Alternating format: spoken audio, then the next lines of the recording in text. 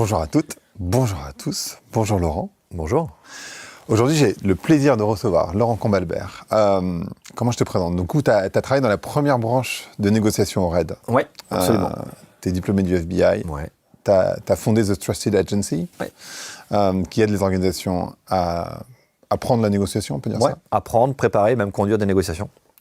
Donc, on va parler de négociation, par définition. On va parler de la culture de la crise, on va parler de tes programmes, on va parler de leadership, c'est un peu le sujet. Peut-être une question basique, entre guillemets, pour commencer. C'est quoi pour toi le leadership? Pour moi, le leadership, c'est un acte d'autorité que tu vas exercer sur ton environnement. Accepter, avoir un peu de contrôle sur ton environnement, sur l'incertitude de l'environnement. C'est un acte d'autorité sur ton équipe, évidemment. Je pense qu'on est reconnu comme leader par notre équipe. On est nommé chef, mais on est reconnu comme leader par ceux qu'on est censé inspirer, engager, motiver. C'est un acte d'autorité également sur ta mission. Je pense que tu dois avoir la main sur la façon dont tu donnes le sens à ce que tu fais et dont tu positionnes ta mission. Et puis c'est un acte d'autorité sur soi. On est souvent la personne qu'on connaît le moins. Et donc c'est essayer de comprendre ses postures, ses attitudes, ses appétences pour devenir plus efficace en leadership. Comment on fait pour mieux se connaître? Je pense que l'expérience, c'est la première école de soi.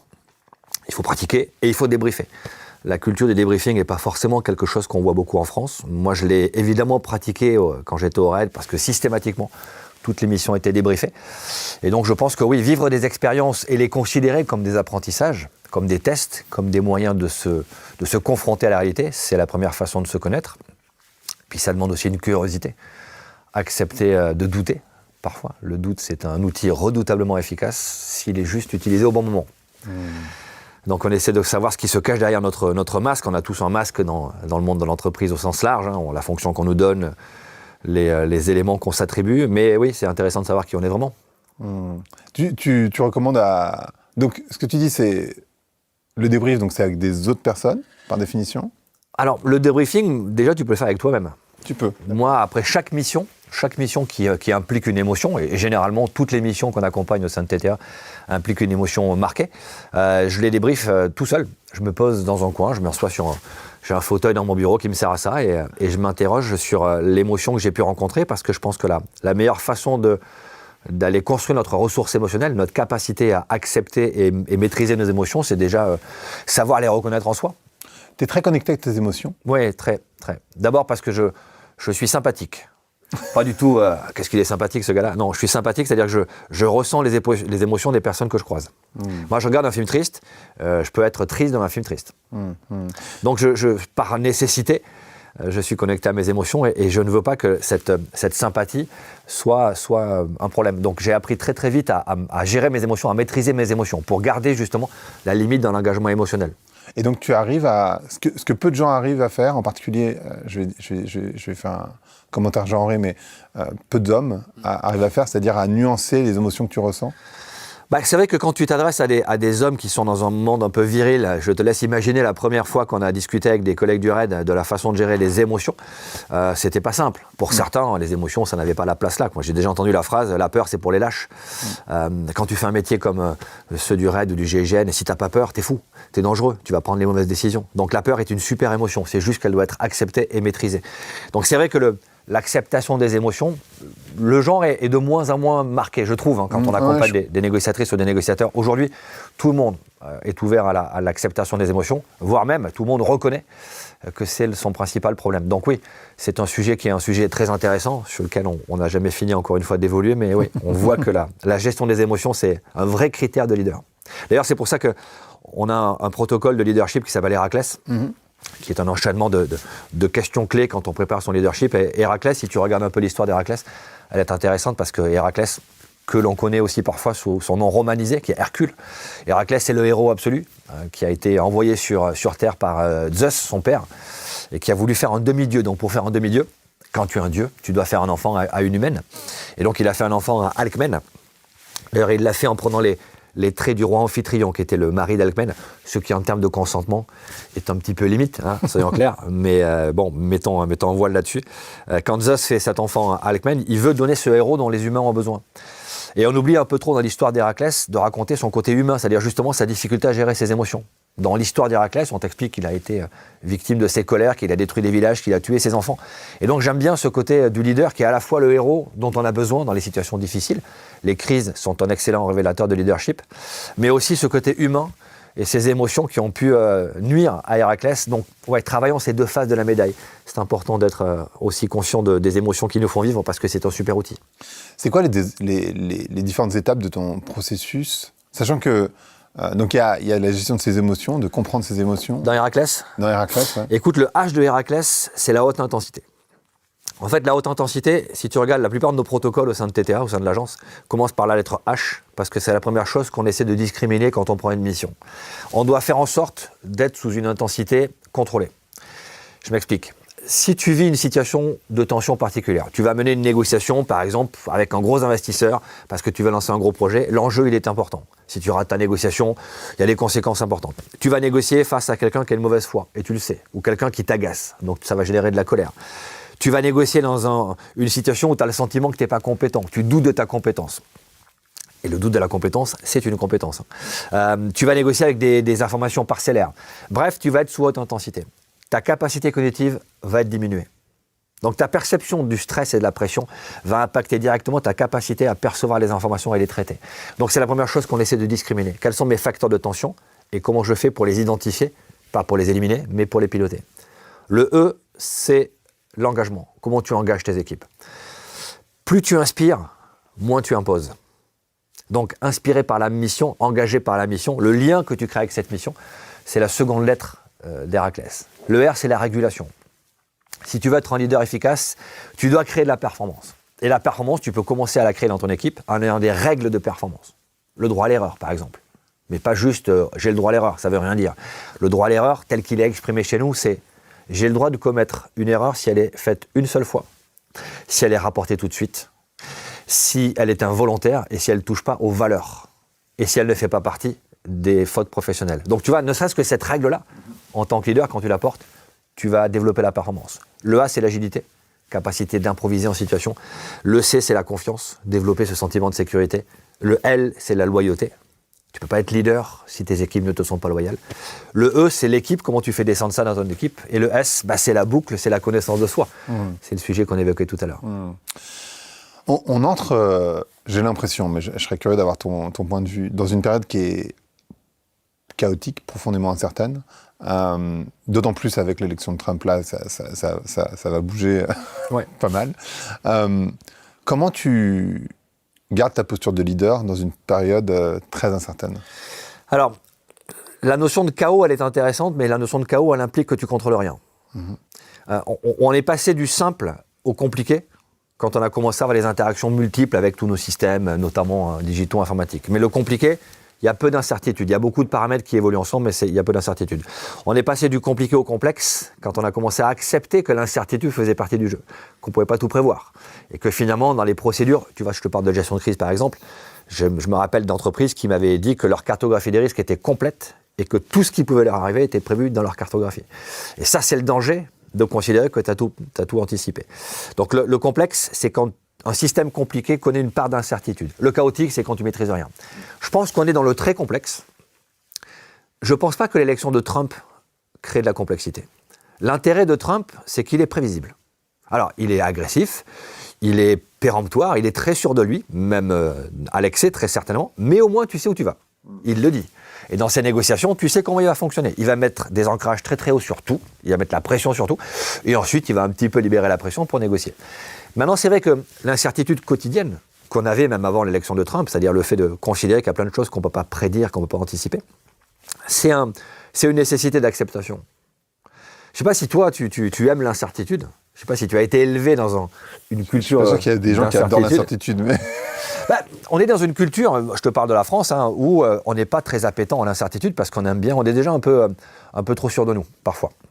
Et donc, on a le sentiment que tout est sous contrôle. On est dans une culture où le risque, par exemple, n'est pas valorisé. La prise de risque n'est pas valorisée dans l'éducation, dans l'enfance. Si tu as des enfants, moi j'ai des enfants, j'ai 5 enfants, j'ai essayé de les éduquer en leur faisant prendre des risques.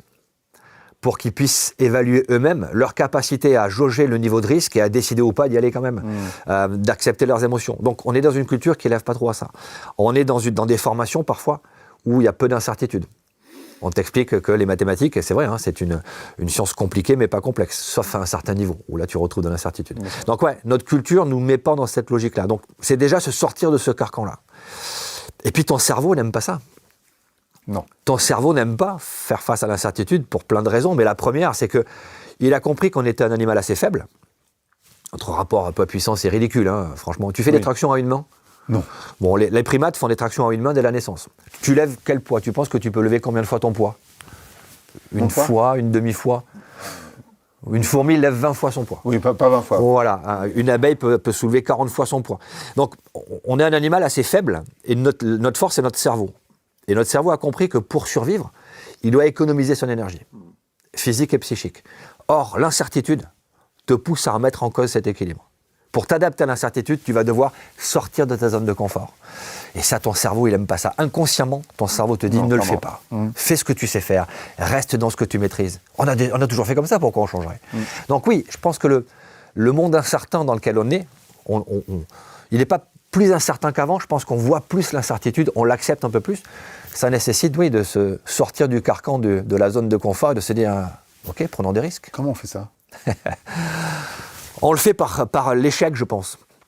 Moi, je me suis aperçu, j'ai 53 ans, je me suis aperçu il y a quelques années que finalement, j'aimais bien me mettre en risque. J'ai pendant longtemps pensé que j'étais dans le contrôle du risque absolu. Et je me suis dit que finalement, toute ma vie a été des prises de risque. Quand j'ai quitté la police, j'avais 31 ans.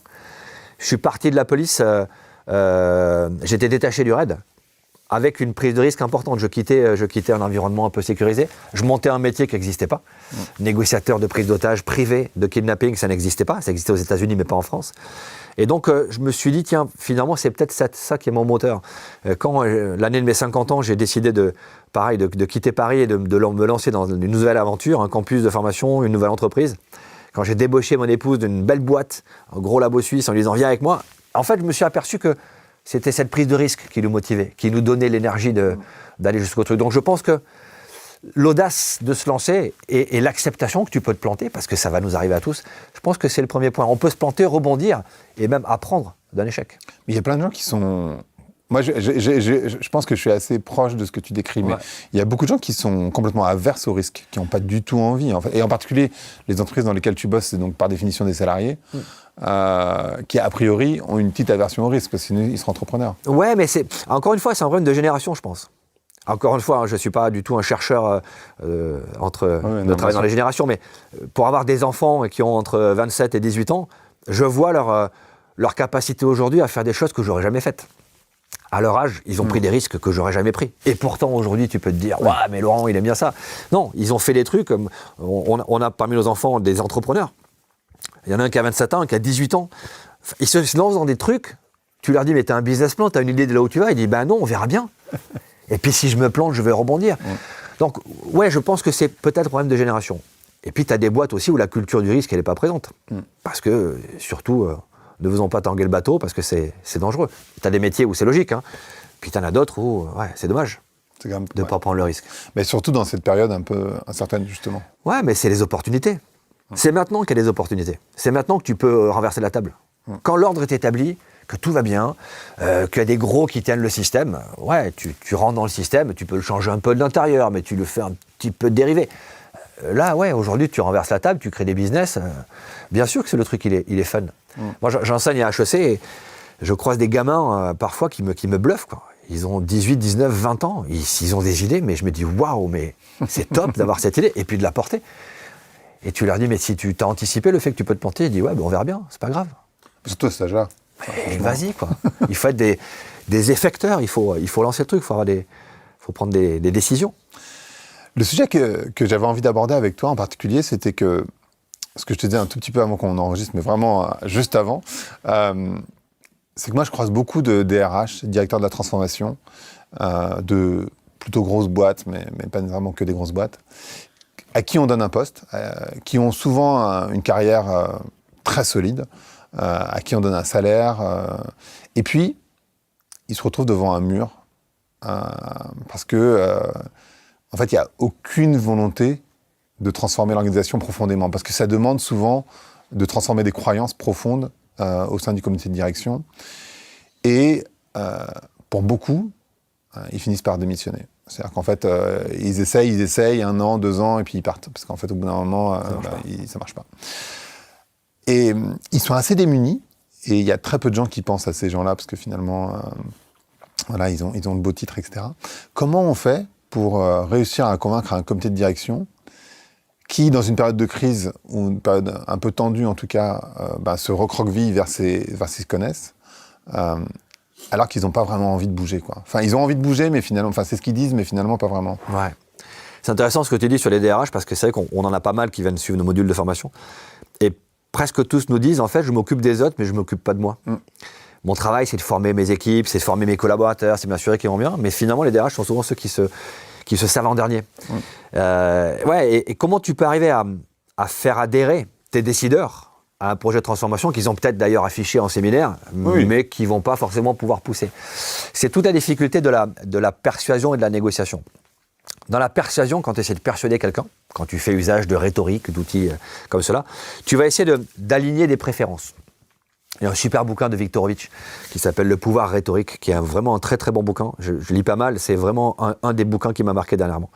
Où il t'explique aligner des préférences et faire en sorte que ce que tu souhaites réellement, tu vas arriver à le mettre en ligne avec ce que souhaitent les autres. Et là, c'est de la conviction, c'est de la persuasion, c'est pas de la négociation, puisque tu es pratiquement dans une logique de coopération initiale. La négociation commence quand les préférences sont pas alignables, mais tu vas chercher un compromis qui va faire en sorte qu'on met un peu entre parenthèses ces préférences pour faire en sorte que le compromis satisfasse le collectif. Et je pense que l'art de la négociation, c'est de commencer sur les non. S'il n'y a pas de conflit, il n'y a pas de négo. La base d'une négociation, c'est le désaccord. Donc quand tu es face à un comité de direction qui te dit « on ne veut pas changer », ou un décideur qui te dit « moi, j'ai pas envie de changer », tu as une première prise. Ok, il t'a dit non, maintenant tu vas essayer de comprendre pourquoi. Quelle est sa motivation qui se cache derrière sa position, derrière son refus? Est-ce que c'est une position affichée? Je ne veux pas changer parce que j'ai pas envie de consommer de l'énergie, j'ai pas envie de m'impliquer dans un truc. Ça marche très bien comme c'est, pourquoi est-ce qu'on changerait? Tu le sais, il te l'a dit, tu es en conflit ouvert, affiché, donc tu peux construire et tu as compris sa motivation. Là où c'est plus compliqué, c'est quand on te dit faut le faire, on veut le faire, mais qu'en fait on ne le fait pas. Parce que le non n'est pas exprimé. Donc tu n'as pas l'accroche pour aller commencer ta négociation. On forme beaucoup de médecins à l'observance thérapeutique. Ça peut te paraître étonnant, mais on a des médecins qui viennent nous demander, on en a formé 60 000 depuis qu'on fait ça, qui nous demandent de les aider sur l'observance thérapeutique. Comment je peux arriver à négocier avec un patient qui ne veut pas prendre ce traitement? Le pire des cas pour un médecin, c'est le patient qui dit oui, mais qui ne fait pas, parce qu'il n'a pas l'accroche. Donc le pire cas pour un DRH, c'est un patron qui dit oui, on va faire, mais en fait, il ne fait pas, parce qu'il n'a pas envie de le faire. Et donc là, comprendre sa motivation, c'est plus compliqué, parce qu'elle peut être inconsciente. Il peut te dire ouvertement et consciemment qu'il a envie de le faire, mais inconsciemment, dans sa tête, il n'a pas envie et il va freiner des cas de fer. Il va te mettre des bâtons dans les roues sans vouloir vraiment le faire, parce qu'il y a un truc en lui qui fait qu'il n'a pas envie de prendre ce risque-là. Donc la négociation, elle implique d'aller comprendre la motivation de la personne qui est en face. Et quand tu as un groupe, quelles sont les motivations mutuelles? Ce qu'on appelle le sociogramme. Qui influence qui est pour, qui est contre, qui l'a dit, qui l'a pas dit. C'est cette compréhension du système avec lequel tu vas devoir négocier qui fait que tu peux commencer à semer tes petites graines et avancer. Alors admettons que le CEO ou le comité de direction te dit en fait là, on pense par exemple, je pense au changement climatique, tu vois, on doit faire une entreprise plus responsable. Ouais. Voilà. Ça implique de changer sans doute le business model et pas simplement de réduire l'empreinte carbone, parce que réduire l'empreinte carbone, c'est vraiment prendre le truc par le petit bout de la lorgnette. Bon. Mais en ce moment, financièrement, c'est un peu dur. Donc, en fait, ce projet, on va le reporter parce que là, ce qu'on doit faire, c'est protéger la rentabilité de la structure. Donc, il y a de la peur, par définition. Ouais. Il y a une volonté, mais en fait, qui passe derrière l'idée de se dire, bah oui, mais si la boîte n'existe plus, il n'y a rien à transformer, tu vois, qui est difficilement négociable, ce truc-là. Si je te mets dans cette situation, comment tu... Parce que là, du coup, il y a un nom qui est affiché, qui est expliqué, avec une peur qui est derrière. Comment j'arrive à le négocier, ce truc? En fait, il faut clarifier l'enjeu. Dans notre protocole Hermione, le E qui suit le H de haute intensité, c'est l'enjeu. Dans une négociation, si tu pars avec deux enjeux contradictoires, tu ne peux pas réussir. Mais dans une mission, c'est pareil. Si tu pars avec l'enjeu qui est de dire il faut absolument qu'on révolutionne notre business model parce qu'on veut être en ligne avec nos engagements RSE, avec la nécessité de modifier l'entreprise, et on ne veut pas dépenser d'argent pour le faire, tu as un problème. Alors tu peux ne pas vouloir le dépenser parce que t'es rapia, ou tu peux ne pas vouloir le dépenser parce que tu dis je préfère préserver la trésorerie pour la survie de la boîte pour l'instant. J'ai pas de bonne réponse entre il vaut mieux privilégier la trésor ou bouleverser l'entreprise, il faut juste en choisir une. Et clarifier la priorité de l'enjeu. Donc c'est le problème de toute négociation. Des enjeux contradictoires, si tu rentres là-dedans, tu ne peux pas réussir. Donc qu'est-ce que tu es prêt à sacrifier? Est-ce que tu es prêt à sacrifier la survie de ta boîte ou la pérennité de ta boîte en révolutionnant le business model tout de suite? Et pourquoi pas, c'est un risque qu'on peut prendre. Ou est-ce que tu es prêt à sacrifier nos engagements RSE, notre engagement sur la politique de mission pour préserver la trésor et préserver la survie de la boîte dans les 3 prochaines années? Posée comme ça, la question du sacrifice, elle te permet de clarifier un petit peu là où tu vas. Mais tu as reçu dans ce podcast Emery Jacquier, qui est un mec extraordinaire. Emery. Ouais, génial. Ah ouais, et quand tu regardes comment il a réussi à transformer Camif, moi je suis fils de prof. Donc moi la Camif, je la connais depuis que je suis comme ça. Le catalogue de la Camif, Niort, quand tu allais à Niort pour aller voir, là c'était le Graal. Et donc quand tu vois comment elle a réussi à transformer sa mission, changer le monde de l'intérieur, ouais, la force de conviction qu'il a pu avoir a été sur la priorisation des enjeux. Et quand il décide par exemple de ne pas faire le Black Friday, c'est exactement ça. On décide de se couper d'une partie du chiffre d'affaires parce que c'est pas en ligne avec notre mission. Ben voilà, c'est un choix, c'est un engagement, c'est une décision que tu prends. Il n'y a pas de bonne décision, il faut juste la choisir et la clarifier. Par contre, le danger, c'est la non-décision. Je ne décide pas entre les deux. Tu peux expliciter ça? La non-décision, c'est une décision.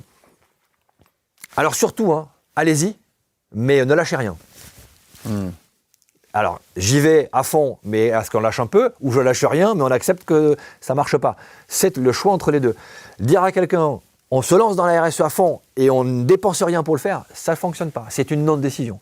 La non-décision du choix de ta priorité. Donc ne pas décider, c'est un choix. C'est une responsabilité. Comment tu gères la mauvaise foi? La mauvaise foi, c'est conscient. Tu ne peux pas être de mauvaise foi si tu n'as pas conscience que tu mens, en fait. Un menteur ou un mythomane, moi j'ai eu à travailler, à croiser des mythomanes, ils te racontent un mensonge, mais qui sont tellement appropriés que le mensonge devient pour eux la réalité. Donc quand ils t'expriment leur mensonge, même si tu sais qu'objectivement c'est faux, la façon dont ils te le disent, c'est pas la mauvaise foi. La mauvaise foi, c'est je te mens, je sais que je te mens, je sais que tu sais que je te mens, et il est hors de question que je reconnaisse que je te mens. Donc déjà, première chose, je ne sais pas si ça t'est déjà arrivé. Sans doute que oui. Qu'est-ce que ça génère chez toi? La frustration. Frustration d'un besoin, d'une attente ou d'une valeur. En l'occurrence, si tu as quelqu'un de mauvaise foi et qui est d'un de tes collaborateurs ou quelqu'un de proche, ça frustre ta valeur qui est qu'entre nous, on se fait confiance, on se dit les choses. La frustration d'un besoin, d'une attente ou d'une valeur, ça déclenche la colère.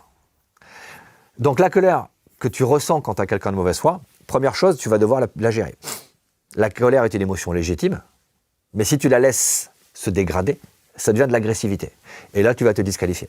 Et tu seras plus efficace. Donc, première chose, tu pilotes ta colère. Ensuite, tu mets ton ego de côté. Parce que ton ego va vouloir faire avouer à l'autre qu'il a menti. Tu veux qu'il te prouve que ce qu'il te dit est vrai, alors que tu sais très bien que c'est pas vrai, et lui aussi, il le sait très bien. Mets ça de côté, on s'en fout. On est là pour créer la relation, garder la relation. Si tu vas le titiller, tu casses la relation. Troisième chose, principe de réalité. Là, tu es en train de m'expliquer que un de mes concurrents pourrait te faire la même offre que la mienne à moins 15%. C'est ce qu'il t'a dit, tu sais que c'est faux. Si c'est pas faux, c'est que t'es pas au prix. Mais là, tu sais que c'est faux, tu sais que c'est pas vrai, il n'y a pas d'offre. Tu peux lui dire, montre-moi l'offre. Mais là, il va te dire, non, je peux pas, tu comprends, c'est confidentiel. Non, tu vas juste lui dire, écoute, la même offre que la mienne, à moins 15%, faut faire avec lui. Faut faire avec lui. Je pourrais pas m'aligner. La même offre que la mienne, à moins 15%, je sais pas qui peut faire. Là, tu es déjà en train de lui dire, tu me mens, sans lui dire, tu me mens. Et d'ailleurs, moi, je ne saurais pas le faire. Alors, il va peut-être essayer de revenir. Non, mais je t'assure, j'ai une offre. Non, mais je ne suis pas là pour te convaincre. Je suis là pour te présenter des faits. Factuellement, je ne sais pas faire cette offre à moins 15%. C'est impossible. Bon, si tu as trouvé quelqu'un qui sait le faire, il faudra faire avec lui. Dernière chose, porte de sortie. Laisse-lui une porte de sortie, la tête haute. Je pense que tu ne compares pas la même offre. Je pense que si tu regardes point par point, tu verras que ce n'est pas exactement la même chose. Tu viens lui laisser la possibilité de sauver la face. Près de 9 fois sur 10, quand tu fais ça, la personne en face se dit « Ok, il n'est pas dupe. J'ai pas réussi mon coup de bluff et de mauvaise foi. Si je veux garder la relation, j'ai intérêt à revenir sur un mode de fonctionnement plus logique. » Après, si la personne persiste, elle prend sa responsabilité. Et moi, dans ce cas-là, j'arrête la discussion. Ok, je te laisse mon offre, tu l'as. Tu me rappelles si tu as besoin. Peut-être qu'il ne rappellera pas, mais je préfère qu'il ne me rappelle pas s'il a envie de bosser avec moi dans ces conditions. Généralement, il rappelle parce que, voilà, créons de la confiance. Est-ce que un des points, dans mon exemple là, et qui est un vrai cas, hein, je veux dire, les directeurs de la transformation sont souvent en souffrance, souvent en solitude, ou DRH, directeur de la transformation / RH, pour moi, ça dépend les mandats dans les entreprises, mais est-ce que l'enjeu, c'est pas de définir un mandat clair à l'origine, et comment on fait pour définir un mandat clair, pour être certain de, quand je signe pour le poste, je sais où je mets les pieds, entre guillemets. Je pense qu'il faut déjà clarifier l'enjeu principal de ta mission. Encore une fois, des enjeux contradictoires, tu ne pourras pas être efficace. Donc, est-ce qu'on est bien certain que la transformation, c'est l'enjeu principal de la mission que vous me donnez? Ça veut donc dire que vous me donnerez les moyens pour atteindre cet objectif de transformation. On est bien d'accord là-dessus. Parmi ces moyens, est-ce que tu peux déjà commencer à les négocier? Parmi ces moyens, quels sont les moyens financiers que vous êtes prêt à engager? OK. S'il y avait un point d'entrée, ce serait quoi? Un point de départ et un point de rupture, jusqu'où on peut aller? Est-ce qu'il y a des moyens humains? Est-ce que vous êtes d'accord pour me déléguer une partie des spécialistes dont j'aurais besoin dans chacune des BU pour pouvoir monter mon équipe? Bref, tu vas commencer à aller challenger le décideur. Pour 2 raisons. La première, bien le responsabiliser sur le fait que c'est lui qui décide de l'enjeu. Mais une fois que c'est décidé, on ne change pas. Sauf circonstances exceptionnelles. Et puis surtout lui dire, si on fait ça, il me faut des moyens. Et les moyens, je vous les demande avant de signer. Si vous me dites que vous êtes prêt à mettre les moyens, moi je vous dis que je suis prêt à aller jusqu'au bout de la mission. Et je mettrai toute mon énergie. Mais donnez-moi les moyens et montrez-moi que vous êtes en mesure de les mettre. Si tu dis dans la discussion, si tu dis écoutez, vous savez, attention au niveau de l'argent, c'est un peu limité, ok. Donc sachez que si j'ai pas les moyens financiers, et je peux comprendre que c'est votre enjeu, on n'ira peut-être pas au bout de la politique de transfo. Mais si, alors tu peux avoir cette situation, mais il peut te dire aussi, oui, mais les conditions ont changé.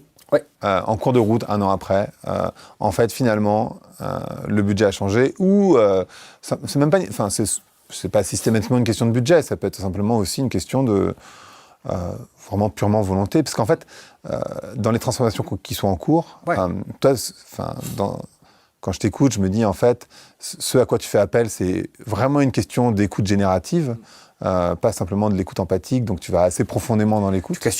Tu questionnes énormément, c'est très socratique, enfin voilà, c'est vraiment... Et la réalité, c'est que ce travail individuel, ce que toi tu proposes et ce que tu as fait sur toi de toute évidence, en fait, il y a plein de personnes qui refusent d'aller faire ce travail sur elles-mêmes. Oui, mais c'est questionner ton dirigeant ou questionner les personnes avec lesquelles tu travailles, c'est pas pour répondre, c'est pour comprendre. En fait, les techniques d'écoute et de questionnement, ou d'induction, ou de rhétorique, servent à essayer de comprendre ce qui motive l'autre réellement et de t'adapter à lui, d'adapter ta communication pour faire en sorte que nous puissions atteindre l'objectif qu'on s'est fixé. Donc oui, si quelqu'un te dit les conditions ont changé, le budget a été restreint ou j'ai plus envie, ok. Est-ce que dans ce cas-là, la mission correspond toujours à ce que tu veux faire? On se soumet ou on se démet. Moi, j'ai eu au RAID un changement de patron du RAID. J'avais une promesse par le patron qui m'avait recruté. Évidemment, la promesse n'a pas été tenue par le patron qui est arrivé derrière. Je ne suis pas resté. Parce qu'au bout d'un moment, ce n'était pas sa faute. C'est qu'on n'était plus alignés et que ça ne me convenait pas. Donc oui, il arrive aussi à un moment où tu vas devoir choisir. Est-ce que le sens de ce que je fais, la mission que je me suis confiée quand je suis rentré dans cette boîte, continue à être aligné avec le sens qui a évolué de la part du décideur. Et c'est tout à fait logique. Il ne faut pas juger les souhaits ou les enjeux des uns des autres. C'est juste que quand on n'est plus aligné, soit on accepte cette dissonance, on vit avec, c'est compliqué. Personnellement, je ne sais pas faire. Soit on arrive à convaincre l'autre de changer son enjeu, soit on s'en va. Jusqu'où tu insistes? Et moi, comment tu insistes de la bonne manière? Je cède assez peu. Encore une fois, je le fais, j'espère, avec empathie, mais avec assertivité. Parce que j'ai fait presque un peu plus de 3000 négociations, presque 3100 négociations. J'ai fait ma 3000e négociation en fin d'année 2024. On en fait beaucoup en ce moment, on fait 2-3 assistances par jour. Donc c'est vraiment un gros travail de négo. Je sais par expérience que toutes les négos, on nous a dit ça ne marchera pas, ça a fonctionné. La force de conviction que tu peux mettre quand tu portes un message ou quand tu portes un projet, elle est déterminante dans le message que l'autre va recevoir. Donc, je lâche assez difficilement. Donc, je peux être insistant. Par contre, quand je m'aperçois qu'il n'y a pas d'objectif commun partagé, l'OCP, avec la partie adverse, avec la personne qui est en face de moi, là, ça commence à me mettre le doute dans le fait qu'on peut réussir à négocier. Et quand je m'aperçois qu'on tourne en rond et qu'on revient tout le temps au même sujet, ok, à un moment donné, il faut être capable de dire stop, ça ne marchera pas, on n'y va pas. Mais je crois que c'est important de mettre de la conviction dans ce qu'on fait. La confiance en soi qu'on exprime, je pense que ça joue sur le charisme. Et le charisme, c'est vraiment cette expression de la sécurité qu'on a dans ce qu'on dit et dans ce qu'on veut faire. Donc ouais, il ne faut pas lâcher trop vite. Je comprends. Et typiquement parce que dans les entreprises, ça joue beaucoup sur l'humain. À la fin de la journée, quand même, tu vois, tu parlais de Ribéry, c'est quelqu'un assez exceptionnel. Ouais.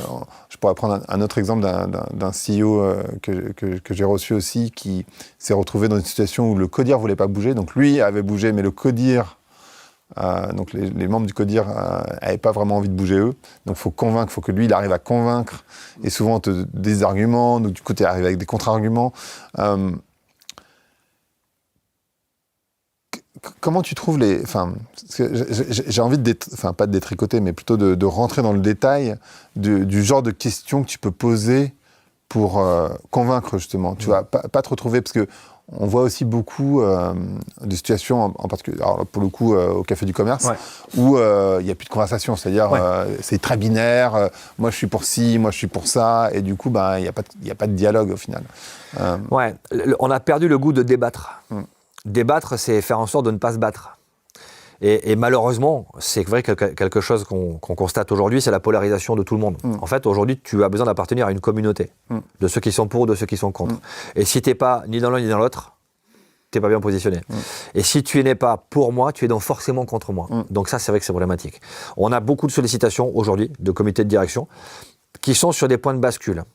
C'est pas polarisé. Les contre affichés, les pour affichés. Là, c'est la bagarre. On peut ramener un peu de sérénité, mais c'est pas forcément là où on est bon, parce que c'est déjà très très tendu. Là où on est, c'est plutôt sur les indécis, les gens qui savent pas trop ou qui osent pas s'afficher, qui seraient plutôt pour le changement, mais qui osent pas le dire parce que dans l'assistance, il y en a un qui a une grande gueule, qui lui est contre, et j'ai pas envie de me monter contre lui ou qui pense que je suis contre lui. Donc tu as déjà ces premiers effets-là, les effets de polarisation qui sont que finalement le ventre mou, qui s'exprime pas, il ne le fait pas parce qu'il ne veut pas se mettre en difficulté. Donc tu as l'impression qu'il est contre parce qu'il n'a pas dit qu'il était pour. Et puis ensuite, c'est essayer d'aller relever leur motivation. Qu'est-ce qu'ils font ? Qu'est-ce qui fait que ces gens sont dans cette logique-là ? Une des premières causes de blocage dans le changement ou de rejet de l'incertitude, c'est les réfractaires au changement. Et je ne parle pas des réticents. On est tous réticents au changement. Les réfractaires sont ceux qui ont peur du changement. Et c'est une peur viscérale, reptilienne. Parce que si tu ne maîtrises pas ton environnement, tu vas te faire bouffer par un prédateur. En gros, c'est ça que ton cerveau te dit. Comment tu peux arriver à aller au-delà de ça ? Première chose, accepte, quand tu n'es pas réfractaire au changement, que certains puissent l'être. C'est-à-dire que tu ne dis pas, mais bougez-vous les gars, mais allez-y. Mais vous attendez quoi pour mettre en œuvre la nouvelle organisation ? Ça va être génial. Si tu es déjà dans cette logique-là, tu as perdu. Tu essaies de les convaincre et ils n'ont pas envie d'être convaincus. Il faut induire le changement chez eux plutôt qu'essayer de les convaincre, qu'eux-mêmes acceptent de changer. Ensuite, verbalise leurs émotions. On parlait d'empathie tout à l'heure. La capacité à être empathique, c'est voir les émotions de l'autre sans les partager. Si tu les partages, tu deviens sympathique. L'empathie, elle te sert aussi à voir l'émotion de l'autre et à la neutraliser chez lui. C'est-à-dire pas l'éliminer, mais la rendre neutre, éviter qu'elle se dégrade. Par exemple, dire à quelqu'un qui a peur, « n'aie pas peur », c'est antipathique. Je t'interdis d'avoir peur. « N'aie pas peur », pourquoi tu as peur ? La question en plus, pourquoi implique un jugement et implique une justification de ta part. Verbalise le fait qu'il a le droit d'avoir peur. Tu peux le faire de manière très légère. Tu peux par exemple t'adresser à l'assistance. Voilà, dans la nouvelle organisation que je vous présente, est-ce qu'il y a quelque chose qui devrait nous inquiéter ? Déjà, je vais modaliser mon approche. En rhétorique, on appelle ça la modélisation. Je vais laisser un peu de souplesse et d'incertitude. Est-ce qu'il y a quelque chose qui pourrait éventuellement, nous, tous ensemble, nous inquiéter ? Mais je viens de verbaliser le fait que tu as peut-être le droit d'être inquiet. Tu peux même être plus direct. Qu'est-ce qui t'inquiète ? Qu'est-ce qui te fait peur ? Et tu vois que je ne pose pas la question pourquoi. La question pourquoi tu as peur ? C'est une question intrusive. La question qu'est-ce qui te fait peur ? Qu'est-ce qui t'inquiète ? Qu'est-ce qui t'amène à te comporter comme ça ? Qu'est-ce qui te met en colère ? C'est une question sur un élément extérieur à toi. Et ça, c'est beaucoup plus efficace pour amener l'autre à te donner une explication et pas une justification. Donc ouais, la relation, elle sert à ça. Essayer de comprendre ce qui motive la personne qui n'a pas envie de bouger, qui n'a pas envie de changer. Ensuite, explique-lui tout ce qui ne va pas changer. Puisqu'elle est inquiète de ce qui va changer. Dans la nouvelle organisation, il y a plein de choses qui ne vont pas changer. Les bureaux vont rester les mêmes, les horaires de travail ne vont pas changer, la répartition des tâches non plus. Tu vas lui montrer qu'elle a focalisé son attention que sur les trucs qui l'inquiètent. Et ça, c'est ce que j'appelle cet effet, l'effet d'aspiration. Si je te demande de faire 100% d'une tâche, d'une mission, tu maîtrises parfaitement les 90 premiers pourcents de cette mission. Tu ne maîtrises pas les 10% qui restent. 90% de ton attention va être aspirée par les 10% que tu ne maîtrises pas. Il te reste 10% d'attention pour gérer 90% du dossier, c'est impossible. Et tu t'es fait une montagne d'un petit truc, mais qui pour toi est une montagne. Donc il faut purger cette perception-là, et notamment par l'interrogation, et notamment par la démonstration de ce qui ne change pas. Et également par le changement d'angle. Tiens, si tu étais à ma place, à la tête de la boîte, tu commencerais par quoi pour mettre en œuvre la nouvelle organisation? Quelle serait ta première décision? Tu vas mettre l'autre dans le siège de celui qui décide. Tu vas lui donner des leviers. Beaucoup de réfractaires au changement se sentent spectateurs du changement et de l'incertitude. En leur redonnant l'idée qu'ils pourraient avoir les leviers, ou en leur donnant même du pouvoir de décision, tu vas prendre les premières décisions pour ton équipe. Qu'est-ce que tu fais dans ton équipe? Ça sera quoi ta première décision? Tu le projettes déjà dans le fait qu'on a changé. Tout ce qui doit finir est déjà fini. Allez, on est déjà changé. Qu'est-ce que tu as pris comme première décision pour faire accepter la nouvelle organisation? Tu vas le mettre dans cette idée qu'il a les leviers. Est-ce qu'il n'y a pas... Enfin, moi, ce que j'ai observé beaucoup, tu vois, sur 20 ans de transformation, enfin, moi, j'ai accompagné pas mal de boîtes dans leur transformation, d'abord digitale, et puis maintenant plutôt responsable. Il y a surtout une incompréhension des... Enfin, ce que j'observe, incompréhension des enjeux. Donc, quand c'était le digital, ils ne comprenaient pas. Ouais. Ils n'utilisaient pas. On peut le voir maintenant avec l'IA, tu vois, tout le monde parle d'IA, mais en fait, ils n'utilisent pas non plus l'IA. Enfin, je veux dire, combien de personnes utilisent plusieurs autres choses que ChatGPT? Je ne suis pas très sûr. Et combien de fois ils utilisent ChatGPT dans leur vie? Je ne suis pas très certain de la réponse. Donc, en fait, ils ne comprennent pas. Et donc, par essence, ils sont réfractaires, tu vois, d'une certaine manière. Et si tu leur dis, bah, peut-être tu pourrais faire une formation, tu les insultes d'une certaine manière. Ouais, après, ce qu'on disait un peu au début, le doute de la compétence, c'est ce qui te permet de te mettre en cause régulièrement. Et donc de te dire, je ne sais pas tout et je vais revoir mes connaissances. La prise en compte de l'obsolescence des connaissances. Quelle entreprise aujourd'hui connaît l'obsolescence de ses compétences? Qui peut te dire aujourd'hui, les compétences de mes opérateurs, elles sont obsolètes au bout d'1 an, 2 ans, 3 ans? Parce que si tu n'as pas conscience de ça déjà, tu ne peux pas être capable de mettre dans la tête de tes collaborateurs qu'il va falloir se former et apprendre. Et puis donner l'envie d'apprendre de nouvelles choses, c'est pas ouvert à tout le monde. Quand on parle souvent de leadership, de leader, pour moi, tu as 2 types de leaders. Tu as le visionnaire, il voit le truc, il sait où il va, sauf qu'il ne sait pas forcément le mettre en œuvre, ou motiver les gens pour le mettre en œuvre. Tu as le missionnaire, qui lui voit la vision et la transforme en mission. Lui, il recrute, il engage. Même chose chez les opérateurs. Tu as l'opérateur autonome, lui, il a envie de prendre des décisions, il a envie de se former, il a envie de remettre en cause le mode de fonctionnement pour s'affirmer et devenir un futur leader. Les talents, ils sont souvent là. Mais tu as plein d'opérateurs encadrés qui ne veulent pas prendre de décisions, qui ne veulent pas se former à de nouvelles choses parce qu'ils sont très bien comme ça. C'est eux qu'il faut arriver à motiver pour redevenir un peu plus autonome. Et ça, tu peux le faire avec tout ce qu'on vient de voir jusqu'à présent. Le questionnement, l'écoute active, l'engagement, le lien à la mission. Puis tu as aussi des ralentisseurs. Le ralentisseur, malgré lui, le réfractaire au changement. Et puis tu as aussi des ralentisseurs toxiques. Des gens qui n'ont pas envie de changer, mais qui font volontairement du sabotage du système parce qu'ils n'ont pas envie de bouger. Et si tu as beaucoup de ralentisseurs toxiques et qu'en plus ils créent de l'inertie, ils vont amener avec eux tous ceux qui finalement se disent « c'était mieux avant, pourquoi est-ce qu'on changerait ?» Comment tu dégoupilles les réfractaires toxiques? Les ralentisseurs toxiques, tu les neutralises, tu les rends neutres, tu essaies de les neutraliser en essayant encore une fois de comprendre la motivation.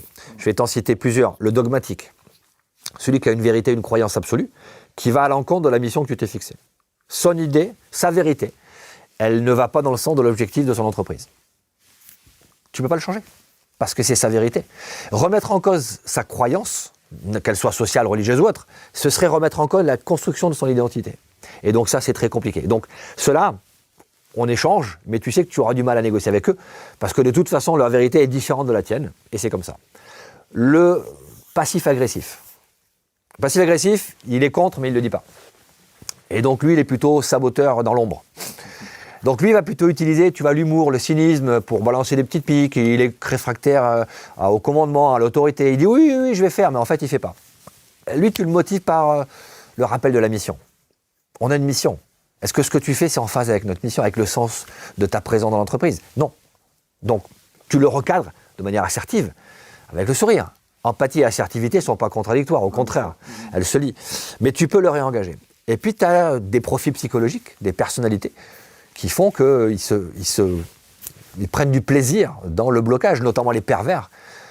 Certaines personnes ont un mode de fonctionnement qui font que voir les autres souffrir ou voir les autres en difficulté leur donne de l'énergie. Et donc, eux vont créer cette ambiance-là. Donc, eux, c'est le recadrage très assertif. Et un pervers, tu ne le changeras pas. Non.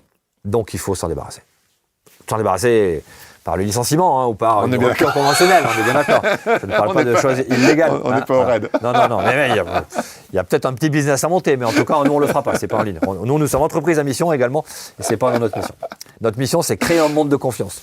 On a voulu que l'agence TTA soit entreprise à mission. On est très sensibilisé depuis longtemps sur la loi Pacte et sur ses implications, et on est devenu entreprise à mission très très vite, notamment avec Emery qui était notre parrain au sein de la communauté des entreprises à mission. Et on a voulu se donner comme mission, inspirer et transmettre pour créer un monde de confiance. Je pense qu'on ne pourra pas relever les prochains défis sociétaux, environnementaux, économiques, s'il n'y a pas de la confiance dans les organisations et entre les organisations elles-mêmes. Et ça passe par le leadership responsable et la négociation éthique. Et puisque tu parles d'Emery, est-ce qu'il n'y a pas un sujet que lui n'a pas justement, mais que moi j'ai beaucoup observé, qui est que dans mon individualisme de patron ou de membre du CODIR, la transformation pourrait supposer que je perde mon job, que mon salaire baisse, etc. Et en fait, tu vois, moi j'ai vu beaucoup de patrons de boîtes qui sont pas tant des leaders que des managers. C'est-à-dire qu'en fait, ils emmènent la boîte d'un point A à un point B, c'est là où on leur dit de l'emmener. Bon, est-ce que vraiment ça vaut le coup de prendre des risques alors que je suis sur un mandat de 3 ans ? Pas vraiment, parce qu'en fait, les transformations, elles sont pas si rapides que dans 3 ans, ça sera le bout du monde. Donc, à la limite, pourquoi moi, je vais prendre cette responsabilité alors qu'en fait, tu vois. Ouais, mais c'est humain. Oui. On appelle ça les TPMG, les tout pour ma gueule.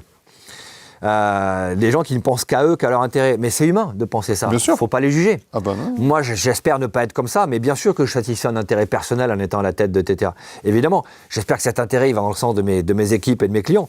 Mais tu peux très bien avoir quelqu'un qui est missionné par des actionnaires pour redresser la boîte, pour couper dans les dépenses, pour virer des gens.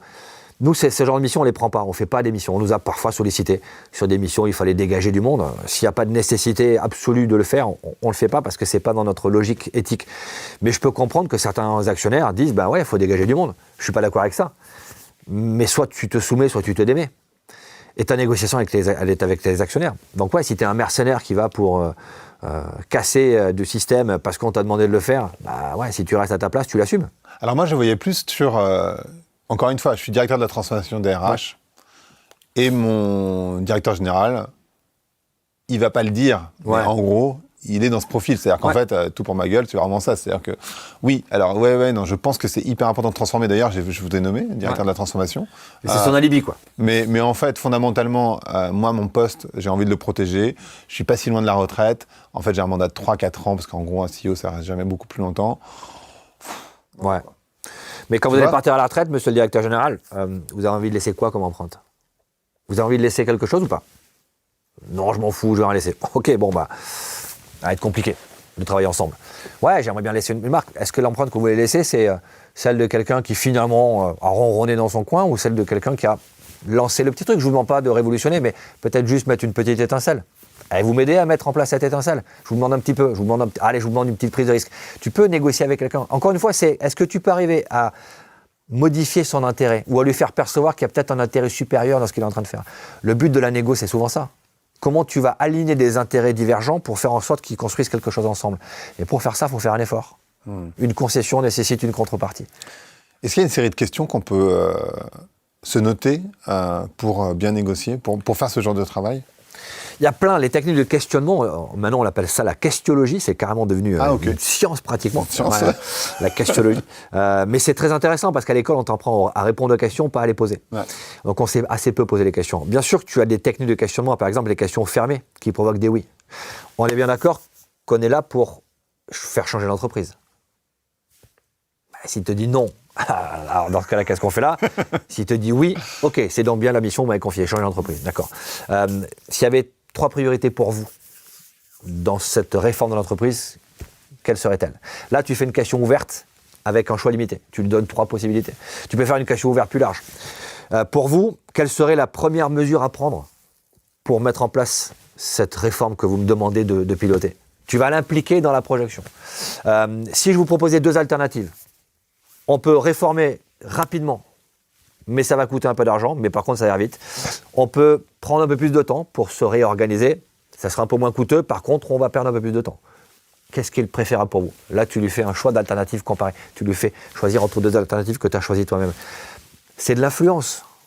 C'est-à-dire que ce n'est pas de la démonstration. Tu as déjà une volonté dans ta tête. Parce que toi, dans ta tête, tu sais déjà que tu veux l'amener sur la transformation. Donc oui, tu as des techniques de questionnement qui sont assez surprenantes. Il y a une dizaine de techniques de questionnement qu'on utilise en négociation qui permettent justement d'aller amener l'autre à modifier sa perception de son intérêt personnel pour adhérer à l'intérêt collectif. Est-ce que ça permet de craquer les résistances, le bon questionnement? Ouais, ça permet déjà de montrer à l'autre que tu n'es pas dupe de ses résistances. Et ça permet parfois de lui montrer à lui que ses résistances peuvent être inconscientes. Ou que ses résistances personnelles impactent l'objectif global qu'on lui a fixé.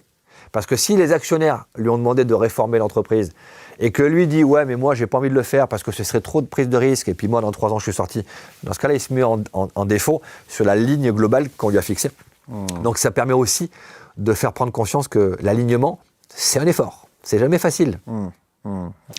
Et alors, je vais retourner, parce que j'ai beaucoup parlé, j'ai pris le point de pivot, tu as compris, du DRH, directeur de la transformation. Je suis parti d'un côté, beaucoup de la direction.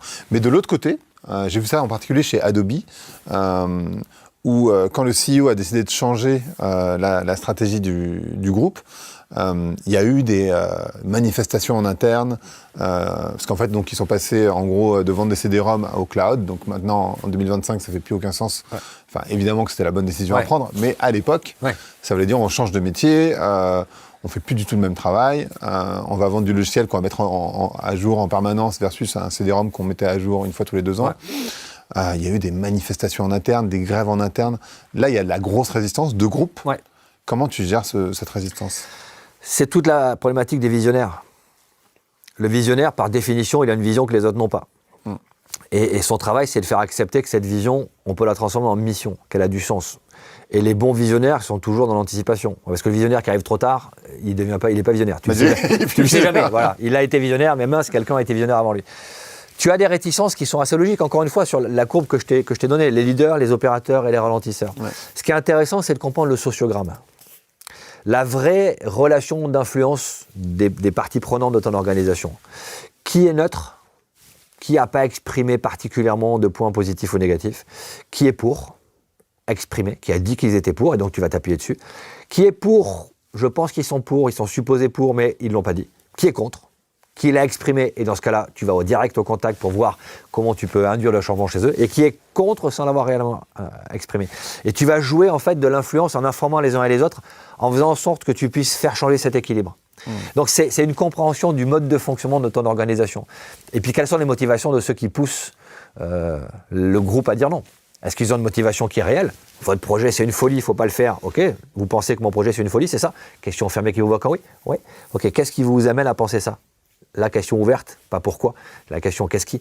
Pour avoir une explication. Et là tu vas avoir ces arguments. Ok, si je vous montre que vos arguments ne tiennent pas vraiment la route par rapport au contexte dans lequel on est. Là tu es en train de faire par le questionnement. Tu l'amènes volontairement à changer sa position. S'il ne veut pas le faire, c'est que sa motivation n'est pas collective, elle est individuelle. Donc c'est encore une fois une question de compréhension de la dynamique sociale de ton groupe et des motivations des leaders du refus pour arriver à soit les réengager, soit les neutraliser, les rendre neutres. Comment je peux apprendre à bien poser des questions? Il faut venir te former chez Tétia. Je te sens que la réponse. Ouais, en fait, il faut s'exercer. Moi, la première fois que j'ai mis en œuvre ces questions, le premier qui m'a vraiment mis le doigt sur cette notion-là, c'est mon mentor, hein, c'est Michel Marie. Michel Marie, c'est le premier négociateur du RAID. C'est lui qui a eu l'idée qu'il fallait faire de la négo. C'est lui qui m'a recruté. Et la moitié des méthodes que j'utilise aujourd'hui, c'est lui qui a mis la petite graine. C'est lui qui m'a dit... Ça, c'est vachement intéressant. Il n'a pas forcément eu le temps de développer, mais c'est lui qui a mis l'idée que c'était un truc intéressant. Et c'est le premier qui m'a dit, les Canadiens bossent sur les techniques de questionnement. C'est dans les interrogatoires de police. Donc, regarde ce qui se passe au Canada sur les techniques de questionnement. On devait être en 98 ou 99, et j'ai commencé à m'interroger là-dessus. Et donc, j'ai travaillé sur le questionnement, et je me suis sorti d'un mauvais pas. D'ailleurs, je pense que ça a été déterminant pour mon business, grâce à des questions. Ma première négociation en tant que négociateur privé, j'étais jeune, j'avais 32 ans. Je suis envoyé par un assureur qui couvre le risque kidnap and ransom dans un groupe du CAC 40 pour négocier le kidnapping d'un ressortissant français pris en otage au Mexique. Je viens de quitter la police, enfin d'être détaché, de mettre entre parenthèses. Je viens de divorcer. Financièrement, je fais quand même attention. Je suis un peu stressé. Hein. Je lance un métier qui n'existe pas en France. Et l'assureur me dit clairement, si vous réussissez cette première mission, vous êtes notre consultant pour tous les pays francophones, pas que la France. Si ça rate, il faudra faire autre chose. Et donc je suis envoyé donc dans cette mission, j'arrive à l'accueil de l'endroit où ça se passe, de la tour où ça se passe. L'accueil signale au comité de direction que le négociateur est arrivé. Je monte à l'étage et je suis accueilli par le CEO de la boîte, connu, charismatique, présent. Il me serre la main.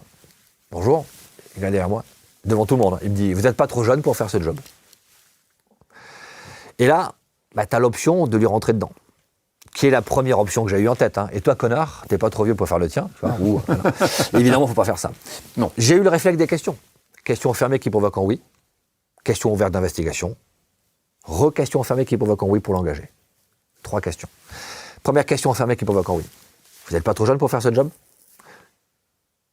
Vous avez un collaborateur kidnappé? Vous souhaitez qu'on le ramène chez lui, c'est ça?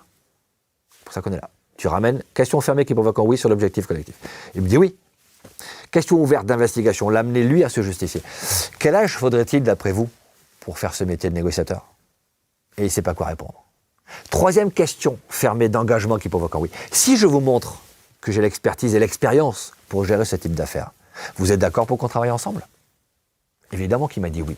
S'il m'avait dit non, donc vous ne souhaitez pas ramener votre collaborateur du Mexique? Ah, j'ai pas dit ça. Alors qu'est-ce qu'il faudrait que je vous montre pour vous prouver que je peux faire ce métier de négociateur? Là, je l'amène lui à se justifier. Rien que par des questionnements, tu vas le cornériser. Le but n'était pas de lui faire perdre la face. Le but était de ne pas laisser mon ego prendre la main et de lui montrer que je connaissais mon métier, mais que ça vienne de lui. Et donc, on a géré cette mission efficacement. On a réussi à faire libérer au Mexique, c'est pas compliqué, hein, malheureusement, c'est de l'argent. Donc, quand tu payes, tu récupères l'otage assez vite. Et 24 heures après, quand on a eu fini de traiter l'affaire, il a été très classe, devant tout le monde. Il dit d'abord, Laurent, j'aimerais m'excuser de l'accueil que je vous ai réservé hier, parce que la question que je vous ai posée n'était pas justifiée. Il a eu la classe de le dire. D'ailleurs, c'est devenu mon premier client au début de mon business. Mais tu vois, les techniques de questionnement m'ont sauvé la vie, parce que mon réflexe naturel, un peu sanguin du sud-ouest, hein, tu vois, aurait été peut-être de lui rentrer dedans. Là, le fait d'avoir en tête des questions, ça m'a un petit peu sauvé. Donc oui, la pratique, c'est du drill, les techniques de questionnement. Il faut s'entraîner à ne pas répondre par des affirmations ou des justifications, à répondre par des questions. Et quand on sait le faire, ça marche pas mal. Pas mal. Et à ce moment-là, tu n'avais pas de complexe d'imposteur? Je l'ai toujours. J'ai toujours le complexe de l'imposteur. Mais on l'a tous un petit peu. Alors déjà, moi, je suis parti dans le privé. Mes amis proches ont trouvé que l'idée était géniale, mais beaucoup m'ont critiqué. Bien sûr. Ouais, tu vas dans le privé, il va gagner de l'argent avec l'image du raid. Alors, l'image du raid, elle t'ouvre la porte une fois. Bonjour, je viens du raid. Ah, ok. Derrière, ça t'oblige à être bon. Parce que si t'es pas bon, c'est l'effet boomerang, il est redoutable. Ouais. Donc oui, bien sûr, je me suis dit, j'ai eu quelques critiques en disant, mais non, il n'est pas resté assez longtemps pour être légitime, et pourquoi il fait... Ok, laissons faire les faits. Et plus tu progresses dans les faits, et par chance avec succès, plus tu doutes. Parce que tu dis à la prochaine, est-ce que je vais y arriver? Ah, c'est marrant. Et ouais. Mais le doute de la compétence, c'est une compétence. Je connais aucun crétin, aucun incompétent victime du syndrome de l'imposteur. Ça ne touche que des gens qui sont compétents. Pourquoi? Parce qu'ils savent jusqu'où ils sont compétents. Pour savoir à quel moment tu n'es plus compétent, il faut avoir la compétence pour voir jusqu'où tu sais faire et à partir de quand tu ne sais plus faire. Donc bien sûr que ce doute, mais je l'ai toujours. Je lis des bouquins tout le temps, je me remets en question, je me dis est-ce que ça marchera, est-ce que la méthode fonctionne? Par contre, ce doute s'arrête quand l'action commence. Quand tu rentres dans l'action, quand tu rentres dans la salle de codir, quand tu vas prendre ta décision, quand tu rentres en négociation, tu laisses le doute à la porte. Tu as des trucs que tu laisses à la porte de la négociation. Le doute et l'ego. Un bon négo n'a pas d'ego. Bien sûr que l'ego, c'est important pour la confiance en soi, mais quand tu rentres en négociation, tu mets ton ego de côté, parce que si c'est ton ego qui prend la main, tu vas pouvoir peut-être vouloir satisfaire une volonté égotique et pas la volonté collective. Est-ce que tu as des techniques pour faire ça, pour laisser les deux de côté? Parce que, en fait, tu dis ça, ça me paraît très simple. Quand tu dis déjà, tu te le dis. Mais... Avant de rentrer dans une négociation, ok. Alors déjà, j'ai un ancrage. Un ancrage physique, j'ai un geste physique que je fais, qui est celui-là. Quand je commence ma négociation, ce geste-là, là, je me mets en logique de négociation. Là, le doute, il est sorti. Et puis, j'ai un ancrage verbal. Alors ça me vient du raid. Quand je dis contact, ça veut dire que tout le monde se tait. Et on commence la discussion. Donc, ces ancrages-là font qu'à ce moment-là, c'est fini. J'ai mis ma casquette de négociateur, je suis rentré dans la logique, ou ma casquette de leader. Je sais que mon ego, je m'en méfie, et le doute, on verra plus tard. Je le retrouverai en sortant. Mais c'est encore une fois, c'est de la conviction. Ces ancrages mentaux, cette préparation mentale et les ancrages physiques, ça te permet de te dire, ok, là, on rentre dans autre chose. On est rentré dans un autre monde. Là, tu rentres dans ta négociation. Ok, tu rappelles tes compétences, tu réfléchis, tu parles plus doucement. J'ai tendance à parler vite. Quand je suis en négociation, je parle doucement. Parce que quand je me mets dans cette logique-là, ok, je pose ma voix, je pose ma prosodie, je pose ma profondeur de ton. Et donc, c'est encore une fois de la préparation mentale. Et ce qui est fort, c'est que il n'y a rien qui te prédestinait à l'origine à faire de la négociation. Donc ça veut dire que tout le monde peut apprendre d'une certaine manière. Ouais, j'étais pas fait pour être négociateur, j'étais plutôt bagarreur. Mais encore une fois, tu t'en aperçois qu'après ça. Quand j'étais étudiant à Toulouse, j'ai fait ma fac de droit et Sciences Po Toulouse, pendant l'été, j'assurais la sécurité de la piscine Nakache, qui est une piscine entre deux quartiers difficiles de Toulouse, et ça bagarrait tout le temps. Et donc, j'étais boxeur à l'époque, j'étais assez sportif, et on m'avait mis là, avec une autre bande, pour assurer la sécurité physiquement. Et assez vite, je me suis aperçu que j'arrivais à négocier, j'arrivais à discuter, à expliquer les trucs qu'il ne fallait pas faire, parfois transiger un peu. Ok, hein, vous avez sauté la grille, les gars, alors vous repassez de l'autre côté, il y en a un qui passe. Ah, on n'a pas d'argent. Allez, on en laisse passer 1 sur 3. Il y en a un sur 3 qui ne paie pas, ça marche. On arrive à négocier. Donc, c'est vrai que je n'étais pas prédisposé à ça, mais finalement, en regardant un peu, je pense qu'on a tous cette prédisposition, donc on peut tous devenir négociateur, bien sûr. Certains vont plus vite que d'autres. Tu as des appétences particulières qui font que tu vas plus vite. Je pense que la première appétence, après elle est très personnelle, mais c'est la première chose que je recherche quand je forme un négociateur ou quand je recrute une négociatrice, c'est est-ce que tu aimes le conflit? Est-ce que tu aimes qu'on te dise non? Est-ce que quand on te dit non, ça te bloque ou ça te motive? Donc ça, c'est le premier truc. Est-ce que tu es capable de bosser sur tes émotions? Tu vas vivre des négociations avec des émotions fortes. Et pas qu'en faisant de la prise d'otage. Hein. Quand tu es DRH, quand tu es CEO, tu gères des négociations avec des émotions fortes. Est-ce que tu sais les accepter et les gérer? Est-ce que tu es capable de développer une technique personnelle sur le questionnement, ce qu'on a vu tout à l'heure. Donc oui, tu peux aller plus vite. Certaines appétences te permettent d'aller plus vite. Mais tout le monde peut être négociateur, bien sûr. Et qu'est-ce que tu réponds, par exemple? Moi, je déteste le conflit, tu vois. J'ai tendance à pas aimer le conflit. Comment tu gères un profil comme le mien? Mais le conflit, c'est génial. Qu'est-ce qui fait que tu n'aimes pas le conflit? En posant des questions. Ouais. Qu'est-ce qui fait que j'aime pas le conflit? Tu vois, déjà, je m'ai dit pourquoi. Ouais. Pourquoi tu n'as pas le conflit? C'est un jugement. Qu'est-ce qui fait que tu n'aimes pas le conflit? J'en sais rien. Qu'est-ce que ça génère chez toi quand tu vis un conflit? De la colère. Sans doute. De la colère? Parce que quelqu'un t'a dit non? Ou de la frustration. Ou de la frustration. Bah déjà, si tu identifies le fait que cette colère, elle est légitime, parce que quand quelqu'un te dit non, alors que tu espères un oui, ça crée de la frustration, mais cette colère, mets-la au service de la négociation. L'autre a peut-être raison. On parle d'assertivité. L'assertivité, c'est exposer son point de vue, défendre son point de vue en acceptant celui de l'autre. Donc, face à quelqu'un qui n'est pas appétent au conflit, j'essaie de comprendre d'où ça vient, puis de lui montrer que le conflit, c'est la base de la créativité. Imagine, on a tous les deux la même idée. À deux, on a une idée. En termes de créativité, c'est nul. Par contre, si ton idée et la mienne peuvent s'associer, à tous les deux, on a 3 idées. La tienne, la mienne et celle qu'on va créer ensemble. Et si on s'aperçoit que sur nos 3 idées, il y en a une qui est meilleure que les 2 autres, eh ben on se rangera à cette idée. C'est peut-être la tienne, c'est peut-être la mienne, ou c'est peut-être celle qu'on va créer ensemble. Et en confrontant des idées différentes, et si on a envie de le faire, on va inventer un truc génial. On a une association qui s'appelle Don de confiance, où on reçoit des collégiens qui sont en perte de confiance en eux, et qui ne fonctionnent que sur l'argent que nous, TT, on met dans la boutique, et, enfin dans l'association, et des dons. Donc si des gens veulent faire des dons à Don de confiance, n'hésitez pas. On reçoit des collégiens qui sont en perte de confiance en eux, et on leur fait un exercice tout simple, notamment pour les 6e, 5e, les plus petits. L'exercice du 6. On a une grande affiche, avec un 6 dessus, on met au milieu de la salle, on met la moitié des gamins d'un côté, l'autre moitié de l'autre. On dit à ceux qui sont là, expliquez-leur que c'est un 6. Et on dit à ceux qui sont là, expliquez-leur que c'est un 9. Et on laisse faire. Et en 30 secondes, c'est la guerre. Entre le 9 et les 6. Les 9, les 6, stop! Faites le tour. Ah bah oui, quand je viens là, c'est plus un 9, c'est un 6. Bah c'est pas un 9 ou un 6, c'est un 9 et un 6. Et quand on a un 9 et un 6, qu'est-ce qu'on peut faire? Bah la division, la soustraction, la virgule, la multiplication. Bah ouais, vous avez tous les deux raison. Et c'est parce que vous êtes capable de mettre ensemble vos 2 visions que vous allez faire un tas de trucs géniaux.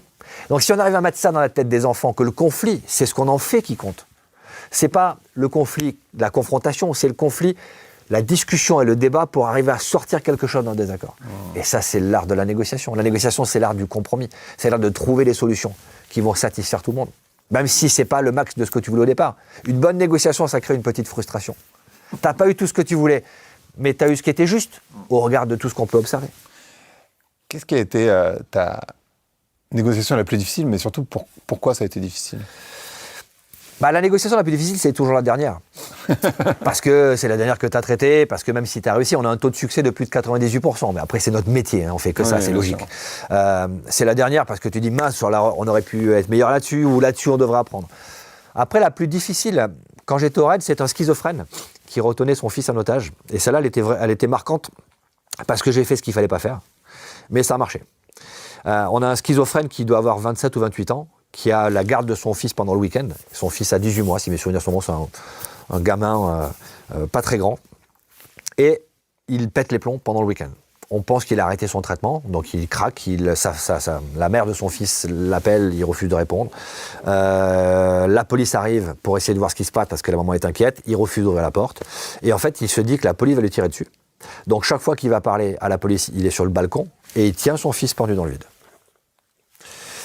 Et il ne veut pas parler à la police parce qu'il a peur qu'on lui tire dessus, ce qui va évidemment pas lui arriver. Il y a une bâche en bas, les pompiers ont mis une bâche, mais c'est 8 étages. Hein. Si le gamin tombe, il tombe sur la tête, il est mort. Ouais. Et donc, moi, je ne suis pas d'alerte ce moment-là. Je rentre d'un stage de parachutisme, donc je ne suis pas habillé en policier, je ne suis pas rasé. Il faisait très beau, donc je suis bronzé. Et on me dit, écoute, il ne veut pas parler à la police, mais il veut parler au médecin. Donc, tu te fais passer pour le médecin, tu mets une blouse blanche, tu montes, tu vas au contact. Le but du jeu, c'est de le séparer du gamin. Parce que la colonne d'assaut, elle est à l'étage en dessous, et l'escalier est ouvert, donc si elle monte, il va les voir, ils sont obligés de se cacher en dessous. Et donc, je vais au contact, commence à discuter avec lui, et mon enjeu, c'est qu'il ne soit plus avec le gamin pour pas le prendre dans le vide. Il a une porte blindée, donc j'arrive à la porte, il ouvre la porte, il sort sur le palier, je regarde ses blessures, il s'est ouvert les bras. Et en fait, quelqu'un bouge. Je pense que c'est quelqu'un de la police locale ou du raid, je ne sais pas, mais quelqu'un qui était derrière qui a bougé. Moi, je ne le vois pas parce que je regarde le bonhomme et pas ce qu'il y a derrière, mais je vois qu'il regarde au-dessus de mon épaule. Il voit que ça bouge. Il me dit, qu'est-ce qui se passe? Donc, je ne tourne pas la tête parce que je veux quand même l'avoir en visuel. Et puis, je vais essayer de l'attraper pour au moins le retenir. Sauf qu'il recule et il me dit, viens docteur, rentre, n'aie pas peur. 3 règles. Tu ne rentres jamais dans la bulle de sécurité d'un schizophrène. Tu ne rentres pas dans un lieu duquel tu ne peux pas t'échapper tout seul. Et tu ne rentres pas dans un lieu si tu n'es pas couvert par un sniper. Et j'ai une induction, j'ai un truc dans l'oreille, donc j'entends. Et je sais qu'il n'y a pas de vision, il a fermé ses rideaux, personne ne voit. Et je rentre. En fait, j'entends le gamin pleurer. Et je me dis, l'enjeu de cette négo, c'est le gamin. Donc si je laisse s'enfermer, on revient en arrière, donc je rentre dans la pièce. Et là, je sais que la colonne, elle monte, et puis qu'ils vont ouvrir la porte. Sauf qu'un schizophrène, quand tu es rentré dans sa sphère de sécurité, il va péter les plombs. Et là, je suis en excès de confiance. Je fais 85 kilos, je suis boxeur. À l'époque, j'avais une bonne droite. Je me dis, je vais lui sauter dessus, je vais le coucher. Sauf qu'il fait 60 kilos, hein. Il est beaucoup plus petit que moi. Sauf qu'il est en crise et qu'il sent rien. Et donc, j'essaie de l'attraper et là, j'ai un robot, quoi. Le truc, il est rigide. Et donc, j'essaie de le maîtriser un petit peu. Et le seul moment qu'il peut faire, en fait, en attendant qu'il ouvre la porte, parce que j'essaie de le tenir, le gamin, je l'entends, il est sur le canapé au fond, c'est bouger ce bras-là et je vois qu'il a une paire de ciseaux qui dépasse de la peau de son pantalon. Un truc long comme ça. Des ciseaux de couturière. Et je vois qu'il essaie de l'attraper, et moi je suis comme ça. Et que tout ce côté-là est ouvert, et donc je mets ma cuisse sur la paire de ciseaux pour pas qu'il l'attrape, j'essaie de compresser, sauf que je suis plus lourd que lui, on bascule et je tombe. Et la paire de ciseaux me rentre dans la cuisse. Ouais. Et par chance, ils ont ouvert la porte assez vite, ils sont rentrés assez vite. En plus, ils m'ont attrapé, ils m'ont jeté dans un coin pour lui sauter dessus, ce qui est logique, hein. Sauf que personne ne s'occupe de moi en fait. Je suis dans un coin du truc, puis là je me dis, putain, c'est la fémorale, t'es marre. Donc je défais ma ceinture, j'essaie de la mettre autour de la cuisse, j'appuie, et puis j'ai pas trop de sang, donc je percute pas sur le coup, mais en fait c'est passé juste en dessous. Et là je les vois passer, et en fait personne ne fait attention à moi. Et le médecin arrive, et puis il me suture, et tout va bien. Et ça m'a marqué parce que j'ai fait tout ce qu'il faut pas faire. Mais ça a fonctionné. Donc c'est à partir de là que je me suis interrogé sur la transgression. Et notamment en leadership, en tant que leader, est-ce que tu laisses tes équipes transgresser?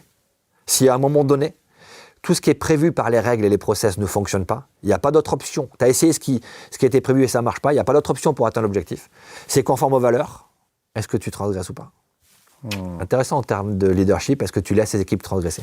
Là, j'ai transgressé, ça a fonctionné, j'ai eu une médaille remise par, à l'époque, c'était Daniel Vaillant, le ministre de l'Intérieur, mais pour faire un truc qu'il ne fallait pas faire. Donc je ne suis pas mécontent, et j'ai revu le gamin d'ailleurs, c'est assez marrant.